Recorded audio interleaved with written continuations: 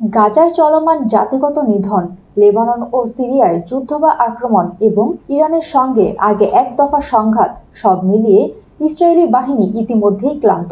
President Donald ট্রাম্পের নেতৃত্বাধীন যুক্তরাষ্ট্র বেশ জোর দিয়ে বলছে, দীর্ঘস্থায়ী লড়াই চালিয়ে যাওয়ার সক্ষমতা তাদের সামরিক বাহিনী রয়েছে। তবে ইসরায়েলের জন্য চিত্রটা ভিন্ন। একটি দীর্ঘ যুদ্ধ চালিয়ে যাওয়া তাদের জন্য অনেক বেশি ব্যয়বহুল। সবচেয়ে জরুরি বিষয় হচ্ছে, ইরানের মতো বিশাল আয়তন ও সামরিক শক্তিধর প্রতিপক্ষের বিরুদ্ধে ইসরায়েল বর্তমান মাত্রার যুদ্ধ কতদিন চালিয়ে নিতে পারবে।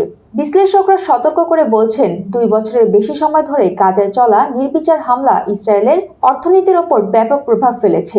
গোলা বারুদের খরচ এবং কয়েক লাখ রিজার্ভ সৈন্যকে দীর্ঘ সময় মোতায়েন রাখা ইসরায়েলি রাজকোষের ওপর বড় বোঝা হয়ে দাঁড়িয়েছে। ইসরায়েল ও যুক্তরাষ্ট্রের যৌথ হামলায় ইরানের শীর্ষস্থানীয় নেতারা নিহত হন। ইরান এর যে কঠোর জবাব দিচ্ছে, তারই একটি অংশ মার্কিন সামরিক স্থাপনাগুলোতে আক্রমণ। 48 ঘন্টার কম সময়ের মধ্যে মধ্যপ্রাচ্যে অন্তত 9টি মার্কিন সামরিক অবস্থান লক্ষ্য করে হামলা চালিয়েছে ইরান।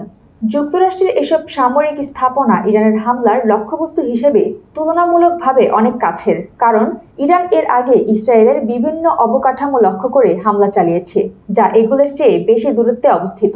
এটাই ইরানের ক্ষেপণাস্ত্র ও ড্রোনগুলোকে লক্ষ্যবস্তুতে আঘাত হানার সম্ভাবনা বাড়িয়ে দিতে পারে বলে মনে করা হচ্ছে। সুয়াইবা বন্দরে রোববার সকাল 9টার পরপরই সেখানে থাকা একটি অস্থায়ী মার্কিন অপারেশন সেন্টারে হামলা চালায় ইরান। এতে সেখানে আগুন ধরে যায়। এই হামলায় যুক্তরাষ্ট্রের 6 জন সেনা সদস্য নিহত হন। আরেক হামলায় কুয়েতে অবস্থিত মার্কিন সামরিক বাহিনীর একটি ক্যাম্পে ড্রোন আঘাত হানে।